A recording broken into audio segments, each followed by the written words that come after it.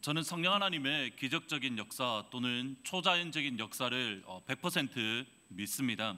성경에 기록되어져 있는 하나님의 신비로운 역사들 또는 하나님의 초자연적인 역사는 21세기를 살아가는 오늘 이 시간 우리의 삶, 저와 여러분의 삶 그리고 우리 교회 가운데에 동일하게 일어날 수 있음을 믿고, 더 나아가 그러한 일들이 실제로는 우리 가운데 일어나야 된다라고 믿습니다.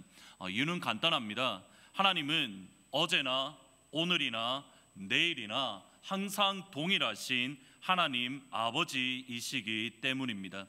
하나님께서 성경 속에서 크고 비밀한 역사를 행하셨던 그 하나님께서 2018년을 오늘을 걸어가는 저희들에게 동일하게 역사하시는 하나님이심을 믿습니다. 따라서 예수님을 믿지 않는 사람들에게는 불가능하다라고, 예수님을 믿지 않는 사람들에게는 더 이상 소망이 없다라고 말할지라도 하나님께는 모든 것이 가능하며 그 하나님을 믿는 자들에게는 능히 하지 못할 일이 없는 줄 고백합니다. 대저 하나님의 모든 말씀은 능하지 못하심이 없느니라. 예수께서 이르시되 할 수 있거든이 무슨 말이냐? 믿는 자에게는 능히 하지 못할 일이 없느니라.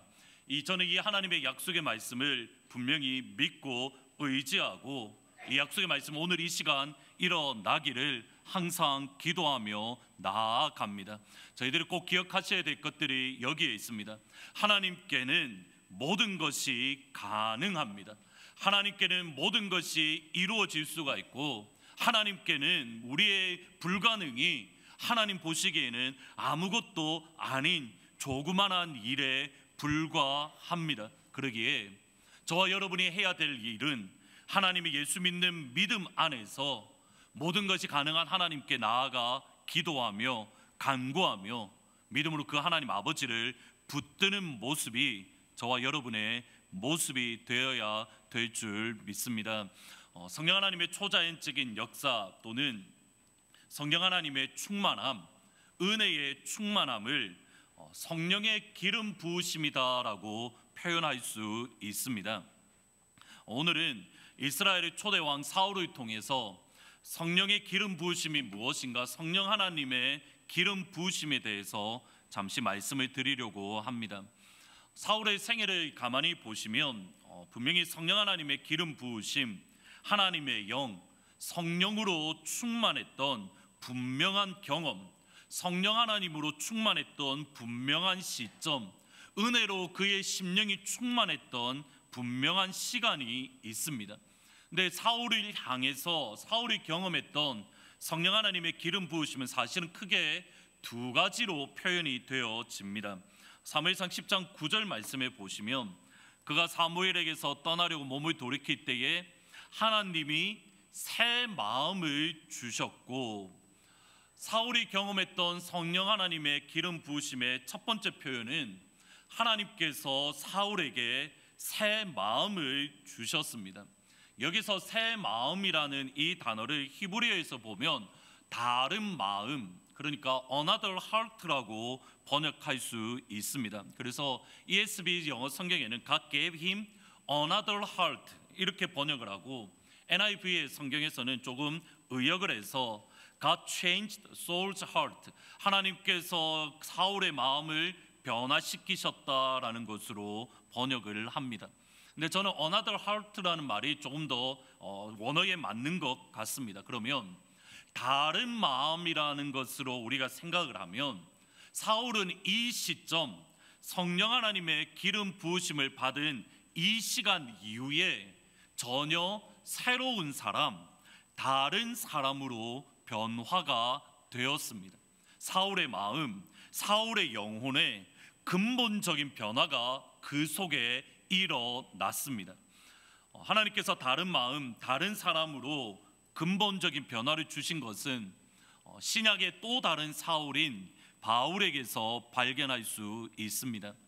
다메섹으로 올라가는 길 가운데에 그가 예수님을 만나고 예수님을 믿는 이들을 죽이려고 했던 핍박자, 예수님을 믿는 이들을 죽이려고 했던 해방자, 예수님을 믿는 이들을 죽이려고 했던 살인자에서 다메섹에서 예수님을 만난 이후에는 그 예수님을 위하여 핍박을 받고 회방을 받고 살인의 위협을 받는 완전히 새로운 사람, 완전히 새로운 마음, 완전히 새로운 영혼이 되었습니다. 바울은 하나님께서 새로운 마음을 주신 것을 고린도후서에서 이렇게 말씀을 합니다. 누구든지 그리스도 안에 있으면 새로운 피조물이라. 누구든지 그리스도 안에 있으면 새로운 피조물이라. 성령 하나님의 기름 부으심이 있으면 이전과 다른 사람이 되는 겁니다. 성령 하나님의 기름 부으심이 있으면 우리의 마음, 우리의 영혼에 근본적인 변화가 일어나게 됩니다. 이것이 성령 하나님의 기름 부으심입니다. 이 자리에 계신 모든 성도님들 가운데에 다름 아닌 전혀 새로운 사람으로 변화가 일어나는, 새로운 마음, 새로운 영혼으로 근본적인 변화가 일어나는 성령 하나님의 기름 부으심이 이 자리에 계신 모든 성도님들 가운데에 충만하게 임하기를 주님의 이름으로 축복합니다. 예배 드리는 가운데에, 말씀 듣는 가운데에 하나님께서 여러분을 향하여 새 마음을 주시기를, 하나님께서 여러분을 향하여 새 영혼을 충만하게 부어주시기를 주님의 이름으로 축원합니다.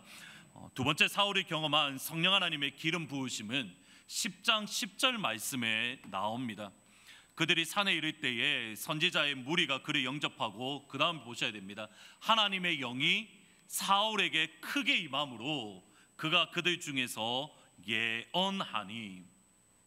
사울이 경험했던 성령 하나님의 기름 부으심을 성경은 이렇게 표현을 합니다. 하나님의 영이 크게 임하심으로 그가 그들 중에서 예언하니.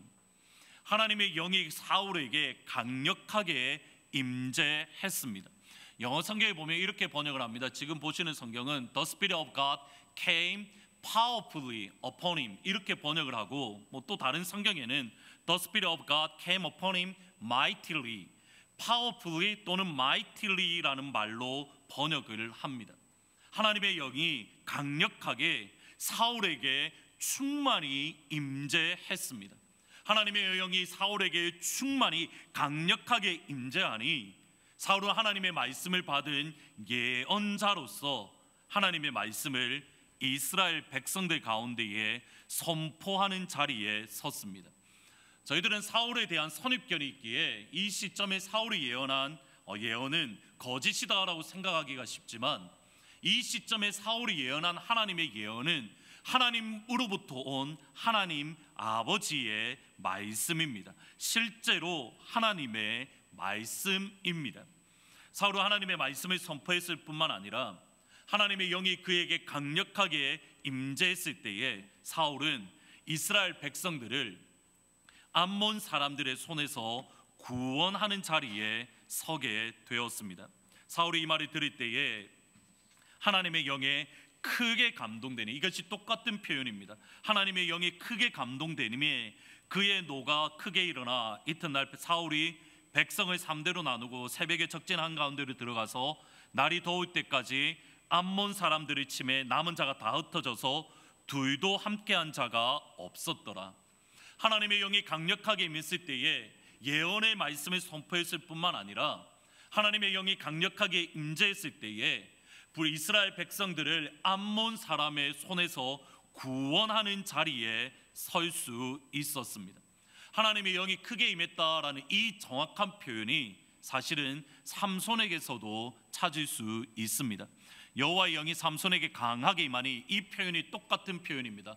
The Spirit of the Lord came powerfully upon him, 또는 came upon him mightily 라고 번역할 수가 있습니다. 하나님의 영이 삼손에게 강력하게 임하니 그가 손에 아무것도 없이 사자를, 염소 새끼를 찢는 것 같이 찢었으나, 삼손에게 하나님의 영이 강력하게 임했을 때에 삼손은 이스라엘 백성들을 블레셋 사람의 손에서 구원하는 구원자로 세움을 받았습니다. 삼손과 사울에게 있어서 공통점이 있습니다.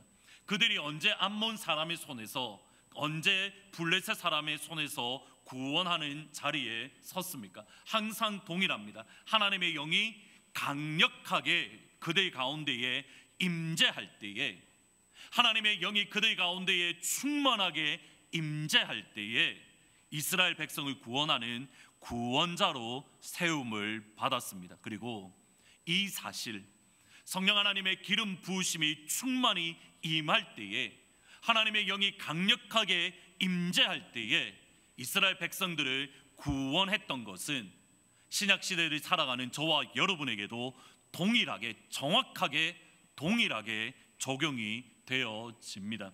에베소서의 말씀 같이 한번 읽어 보시겠습니다. 그가 어떤 사람은 사도로,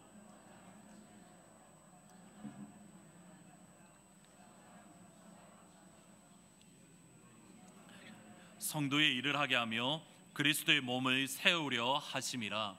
이 구절에 대해서 몇 번 말씀을 드렸던 적이 있습니다. 하나님께서 사도로, 선지자로, 복음 전하는 자로, 목사와 교사라는 직분을 주셨습니다. 근데 보셔야 됩니다. 어떤 사람은 목사와 교사로 하나님이 주셨으니, 이거는 사실 gave라는 뜻입니다. 이건 삼았다라는 표현보다 하나님께서 교회에게 God gave the pastor to the church, 이 표현이 맞습니다. 하나님께서 어떤 사람을 목사와 교사로 주셨으니, 그 다음 보셔야 됩니다. 이는 왜냐하면 성도를 온전하게 하며, 하나님께서 목사를 포함한 직분자를 주심으로 성도들이 온전하게 됩니다. 성도들이 온전하게 되면 무엇을 하냐면 봉사의 일을 하게 됩니다. 봉사의 일을 하게 되면 그리스도의 몸, 교회를 세우게 되는 겁니다. 영어의 번역을 잘 보셔야 됩니다. He gave some as pastors and teachers.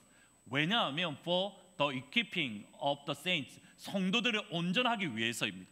성도들이 온전한 결과가 뭐냐면 the work of service, 봉사의 일을 하는 겁니다. 봉사의 일, 섬김의 일을 하면 목적은 뭐냐면 to the building up of the body of Christ, 그리스도의 몸, 교회를 세우기 위함입니다. 에베소서 4장을 보면 장로 또는 목사와 교사, 복음 전하는 자, 선지자 또는 사도에 대해서 이야기를 하기에 단순히 목회자에 대해서 말한다라고 생각하기 쉽지만, 사실은 전후 문맥을 보면 목회자를 포함한 모든 성도들을 향한 말씀입니다.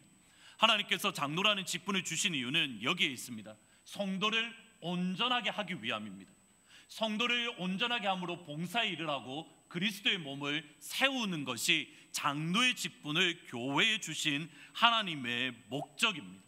하나님께서 권사님을 주신 목적 역시 마찬가지입니다. 어떤 사람은 권사로 주셨으니, 왜냐하면 성도를 온전하게 하며, 권사를 주신 목적도 성도를 온전하게 하며 봉사의 일을 하고 그리스도의 몸을 세우고, 안수 집사님도, 권사님도, 서리 집사님도, 교회의 모든 성도님들을 하나님께서 하트포드 제2장로교회에 주신 근본적인 목적은 항상 어디에 있냐면 마지막 부분, 그리스도의 몸을 세우려 하심이라입니다. 하나님께서 우리 가운데 직분을 주신 근본적인 목적, 하나님께서 우리 가운데 성도로 불러주신 근본적인 이유는 그리스도의 몸, 교회를 세우기 위함입니다. 그러면 어떤 목회자를 통해서, 어떤 장로님을 통해서, 어떤 성도를 통해서 하나님은 그리스도의 몸을 세우십니까? 이 질문을 가지시고 4장 7절 말씀을 같이 한번 읽어보시겠습니다. 우리 각 사람에게 그리스도의 선물의 분량대로 은혜를 주셨으니, 우리 각 사람에게 목회자에게만 주셨다라고 말하지 않습니다. 장로에게만 주셨다라고 말하지 않습니다. To each one of us, 에베소 교회에 있는 모든 각자의 성도들에게 하나님께서 grace has been given, 그리스도의 은혜가 그들 가운데에 주어졌다라고 말씀을 하고 있습니다. 그리스도의 선물의 분량대로 은혜를 받은 목회자가, 그리스도의 선물의 분량대로 은혜를 받은 장로님이, 그리스도의 분량대로 은혜를 받은 권사님과 집사님과 성도님을 통해서 성도가 온전해지고 봉사의 일을 하며, 봉사의 일을 함으로 그리스도의 몸, 교회가 세워지는 겁니다. 전제는 은혜 받은 목회자입니다. 전제는 성령의 기름 부으심을 받은 장로님입니다. 전제는 성령의 능력으로 충만한 성도들입니다. 이것은 사실 사도행전 초대교회에서 보다 분명하게 발견할 수 있습니다. 히브리어를 말하는 과부들과 고아들을 초대교회가 어쩌다 보니까 히브리어를 말하는 과부들만 구제하다 보니 헬라어를 말하는 과부들에 대해서는 조금 소홀히 하게 되었고 이들이 불평하게 되었습니다. 그러니까 구제의 문제, 조금 더 분명하게 표현을 하면 헌금을 어떻게 구제에 사용하는가에 대한 문제로 사실은 불평이 일어나게 되었습니다. 그러면 헌금을 어떻게 사용하는가라는 문제로 집사님을 뽑았다면 일반적으로는 어떤 분을 뽑는 게 정상이냐면 동계산을 잘하는 사람 또는 사업적인 마인드가 있는 사람을 7 집사로 뽑는 것이 옳습니다. 만약에 여러분이 이렇게 헌금을 관리하는 문제를 저한테 맡기시면 정말 심각한 문제가 발생합니다. 왜냐하면 저는 1000불이 넘어가면 일단 제 머릿속에서 계산이 안 됩니다. 그리고 저희 전도사님한테 맡기면 더 심각한 문제가 발생합니다. 저희 전도사님은 1000불에 0 하나 더 붙이는 것이 무슨 큰 문제냐고 아무런 문제가 아니라고 말합니다. 그러니까 저희 전도사님에게는 1000불이나 10,000불이나 똑같은 금액인 겁니다. 분명히 헌금을 관리함에 있어서 정말 올바른 사람을 세우려면 돈 관리를 잘하는 사람을 뽑아야 됩니다. 실제로 그러한 사람들이 초대교회에 있었습니다. 그런데 사도들이 내세웠던 자격 요건은 전혀 엉뚱한 것들입니다. 형제들아, 너희 가운데에 동계산을 잘하고 사업 마인드가 있는 7 사람을 뽑아라 이렇게 말하지 않고, 형제들아 너희 가운데에 성령과 지혜가 충만하여 칭찬받는 사람 7을 택하라. 이후에 이 말씀은 성령과 믿음이 충만한 사람으로 바뀌어져 있습니다. 교회 사역을 하는 목회자, 교회 사역을 하는 장로님, 교회를 섬기는 집사님, 권사님의 전제 조건은 우리가 얼마나 많은 능력을 가지고 있는가, 우리가 얼마나 많은 학식이 있는가, 우리가 얼마나 많은 돈이 있는가의 문제가 아닙니다. 딱 하나밖에 없습니다. 성령과 지혜가 충만하여 칭찬받는 사람. 성령 하나님의 기름 부으심이 있는 목회자만이, 장로님만이 교회를 세우고 그리스도의 몸을 일으켜 세울 수 있습니다. 이것은 교회를 향해서도 하나님 아버지의 마음은 항상 똑같습니다. 제가 최근에 들어서 계속적으로 관심을 가지는 것 중에 하나가 미셔널 처치라는 표현입니다. 선교적 교회라는 말인데, 그 가운데 워싱턴 DC에 있는 세이비어 처치라는 이야기를 듣고 방금 지금 보시는 세상을 위한 교회 세이비어 처치 이야기라는 책을 읽었습니다. 이 교회는 세이비어 처치는 1947년에 고든 코스비 목사님이 세운 교회로 지금까지 등록 교인이 150명 내외입니다. 150명을 넘어 본 적이 없습니다. 실제로 따지면 저희 교회 등록 교인들, 저희 교회 성도들보다 더 작은 교회가 세이비어 처치입니다. 그런데 세이비어 150명밖에 되지 않는 이 세이비어 교회가 저와 여러분에게 익숙한 빌 할베스 목사님의 윌로우 크릭 처치나 또는 릭 워렌 목사님의 새드백 교회보다 미국을 넘어서 전 세계 가운데에 더 큰 영향력을 발휘하는 교회입니다. 방금 소개해드렸던 세상을 위한 교회 세이비어 이야기라는 책에서 마지막에 한국의 조성동 교수님이 이 책에 대한 해설서를 쓰면서 자신의 경험담을 기록을 해 놓았습니다.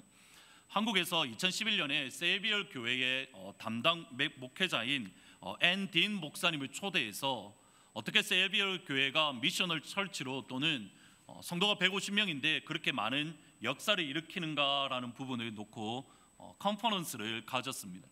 근데 앤 딘 목사님에 의하면 세이비어 교회는 150명을 넘은 적이 없는데 선교비가 1년에 2천만 불이 넘는다라고 합니다. 컨퍼런스에 참석하셨던 한국 목사님들이 이제 여기에 또 꽂히신 겁니다. 성도가 150명밖에 안 되는데 어떻게 2천만 불이라는 선교 헌금을 사용할 수 있는가? 집요하게 아마도 물어보셨던 것 같습니다. 근데 앤디 목사님이 사실은 조금 불쾌하면서 강조했던 게 뭐냐면 기도를 강조했는데 기도의 결과가 사역이지 사역을 위한 결과가 아니라고 하며 그 다음 표현이 사실은 제 마음에 와닿았습니다. 당신의 삶을 그리스도를 사랑하는 일에 헌신하십시오. 핵심 가치에 귀 기울이듯 기도로 제자 공동체의 한 부분이 되십시오.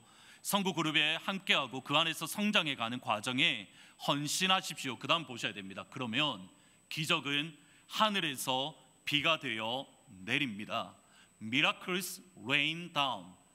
기적은 비처럼 하늘에서 내릴 것입니다.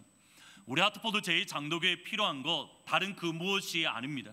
이 시간 성령 하나님의 충만한 기름 부으심입니다.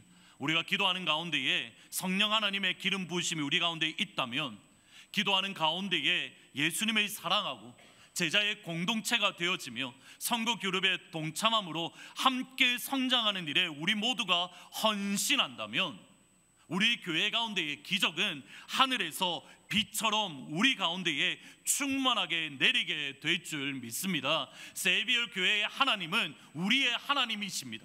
그들이 믿는 하나님과 우리가 믿는 하나님이 다른 하나님이 아닙니다.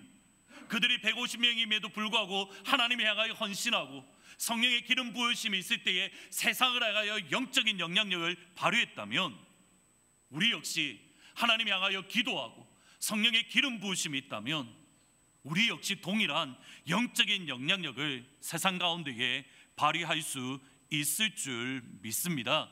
이것은 우리 교회에 적용된다면 여러분의 삶 가운데도 적용이 되어지는 이유입니다. 여러분에게 필요한 것이 과연 무엇입니까? 그리스도인으로 여러분에게 정말 이 시간 요구되어지는 것이 무엇입니까? 다른 그 무엇이 아닙니다. 성령 하나님의 기름 부으심이 여러분 가운데에 놓여져 있다면 여러분의 삶 가운데에 기적이 하늘에서 비처럼 내리게 될 줄 믿습니다. 여러분의 가정에도 비처럼 기적이 하나님 앞에서 내리게 될 줄 믿습니다. 그러기에 이 시간 우리가 사모해야 될 것, 이 시간 우리가 붙잡아야 될 것, 하나님 우리에게 그냥 단순히 성공의 길을 열어주십시오. 우리 자녀에게 축복의 길을 열어주십시오. 좋은 대학 가게 해주십시오. 좋은 회사에 취직하게 해주십시오. 아닙니다. 이 시간 우리가 기도해야 될 것은 이겁니다. 하나님, 우리 가정 가운데에 성령의 충만한 기름 부으심을 우리 가운데에 허락하여 주십시오. 하나님, 우리의 자녀들 가운데에 성령의 충만한 기름 부으심을 하나님 이 시간 충만하게 부어 주십시오. 우리 교회 가운데에 성령의 기름 부으심을 하나님 충만하게 부어 주십시오. 핵심은 성령 하나님의 기름 부으심에 놓여져 있습니다. 2018년 한 해 동안 읽었던 책들 가운데에 여러분에게 딱 한 권을 추천한다라고 한다면 R.T. 켄달 목사님이 쓰신 내일의 기름 부으심이라는 책입니다. R.T. 켄달 목사님은 영국의 마지막 청교도라고 하는 마틴 로이드 존스 목사님의 후임으로 웨스트민스터 채플에서 목회를 하셨습니다. 근데 이 목사님에 의하면 성령의 기름 부으심을 받은 사람들이 있는데 세 종류로 구분을 하십니다. 첫 번째는 어제 기름 부으심의 사람, 두 번째는 오늘 기름 부으심의 사람, 세 번째는 내일 기름 부으심의 사람. 지금까지 제가 말씀드렸던 성령 하나님의 기름 부으심을 여러분이 언제 경험하고 있는가에 따라서 여러분이 향한 하나님의 평가는 이렇습니다. 어제의 기름 부으심의 사람, 어제의 사람, 오늘의 기름 부으심의 사람, 곧 오늘의 사람. 어제의 기름 부으심의 사람의 대표적인 인물은, 어제의 사람의 대표적인 인물은 지금까지 보았던 사울입니다. 사울은 분명히 성령 하나님의 기름 부으심을 경험했습니다. 그의 마음 가운데 새로운 마음이 있었고 새로운 영으로 충만했고 예언도 했고 이스라엘 백성을 구원하기도 했습니다. 문제는 그가 새로운 마음, 새 영혼도 가졌고 성령 하나님의 기름 부으심을 통해서 이스라엘을 구원했지만 그것은 과거의 일입니다. 심지어 딱 2년밖에 되지 않습니다. 성령 하나님의 기름 부으심을 받은 지 2년 만에 성령 하나님의 기름 부으심과 전혀 상관없는 어제의 사람이 되어 버렸습니다. 여호와께서 사울을 떠나 다윗과 함께 계심으로 사울이 그를 두려워하니라. 여호와께서 사울을 떠나, 여호와께서 사울을 떠나. 흥미로운 것이 있습니다. 사울이 경험했던 하나님의 영이 크게 임했다라는 이 표현, The Spirit of God came upon him mightily 라는 이 표현이 누구에게만 사용되어지냐면 사실은 삼손에게만 사용되어집니다. 한번 헬라 히브리어를 다 찾아봤습니다. 이 표현이 누구에게 사용되어질까? 사울과 삼손에게만 사용되어지는데, 사울과 삼손의 공통된 점은 하나님의 버리심입니다. 드릴라가 이르되 삼손이여 블레셋 사람이 당신에게 들이닥쳤느니라 하니 삼손이 잠을 깨며 이르기를 내가 전과 같이 나가서 몸을 떨치리라 하였으나 여호와께서 이미 자기를 떠나신 줄을 깨닫지 못하였더라. 여호와께서 이미 자기를 떠나신 줄을 깨닫지 못하였더라. 하나님은 2년 만에 더 이상 사울과 함께하지 않았습니다. 사울에게 더 이상 성령 하나님의 기름 부으심이 없습니다. 사울에게 더 이상 하나님의 감동, 하나님의 감화가 없습니다. 하나님은 사울을 떠나셨습니다. 성령 하나님의 기름 부으심이 떠난 사울에게는 다름 아닌 악귀가 그를 괴롭혔습니다. 저를 가장 당혹스럽게 하는 사실이 한 가지가 있습니다. 이 시점 이후로부터 사울에게는 더 이상 성령 하나님의 기름 부으심이 없었습니다. 그럼에도 사울은 왕으로 20년을 더 지냈습니다. 성령 하나님의 기름 부으심이 없음에도 불구하고 사울은 이스라엘의 왕으로 20년을 더 보내었습니다.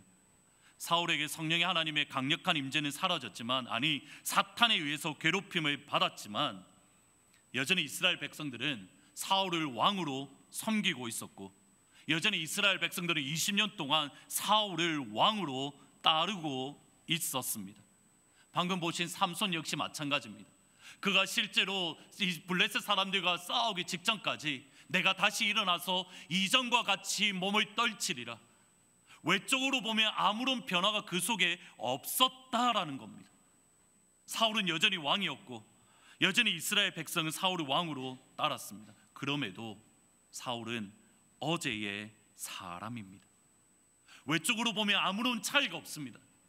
외적으로 보면 아무런 문제가 없습니다. 심지어 그거 아십니까? 하나님의 기름 부으심이 없는 목회자가 설교할 때에 성도들이 은혜 받는 것 아십니까?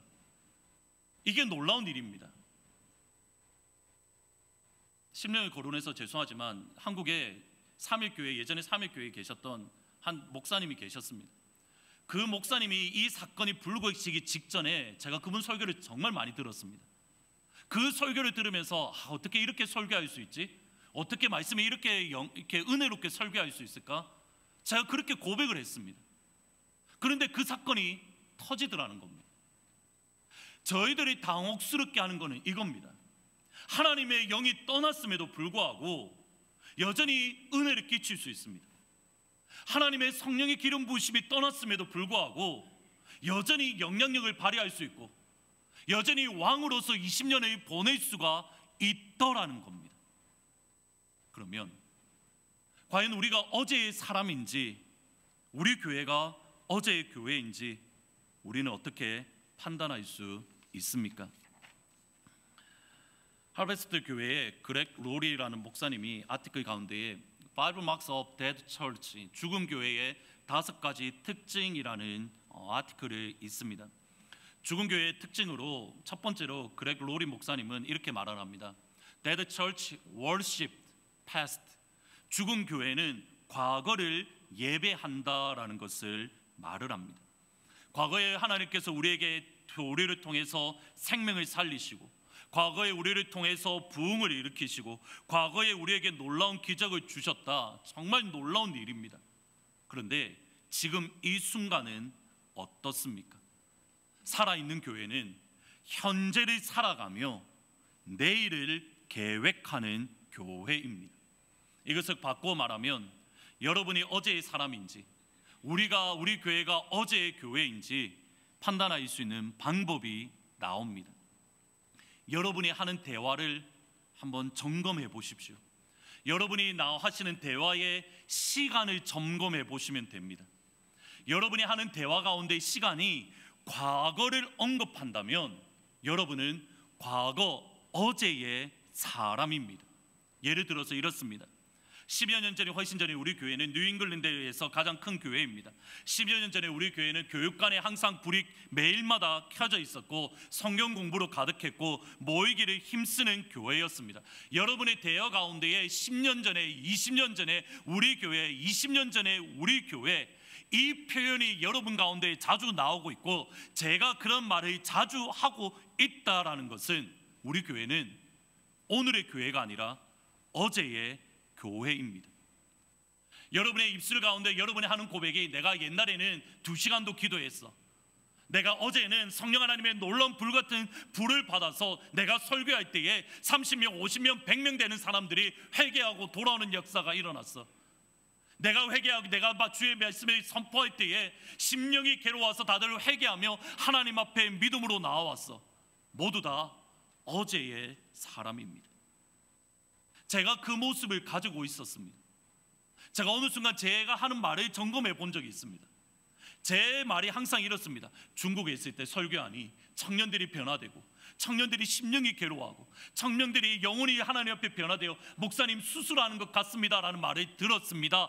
제가 자꾸 중국의 이야기만 합니다. 근데 제가 퀘션을 가졌습니다. 그러면 지금은, 오늘 이 시간에는 하나님의 말씀을 선포할 때에 과연 그러한 역사가 일어나고 있는가라는 질문입니다. 오늘 기름 부으심의 사람은, 오늘의 사람은 어제의 이야기를 할 시간이 없습니다. 지금 이 시간 놀라운 기적을 경험하고 있는데 왜 굳이 어제의 이야기를 합니까? 어제의 놀라운 역사를 지금 이 시간 체험하고 있는데, 어제 하나님의 놀라운 사랑을 오늘 이 시간 경험하고 있는데, 어제 하나님께서 내 삶 가운데 행하셨던, 나를 죽은 자 가운데서 살려주셨던 그 기적을 오늘 이 시간 경험하고 있는데 언제 왜 굳이 내일 이야기를, 어제 이야기를 하고 있겠습니까? 이게 사울과 다윗의 결정적인 차이입니다. 다윗의 삶 가운데에 끊임없이 등장하는 표현이 이겁니다. 여호와께서 그와 함께 계시니라. 여호와께서 그와 함께 계시니라.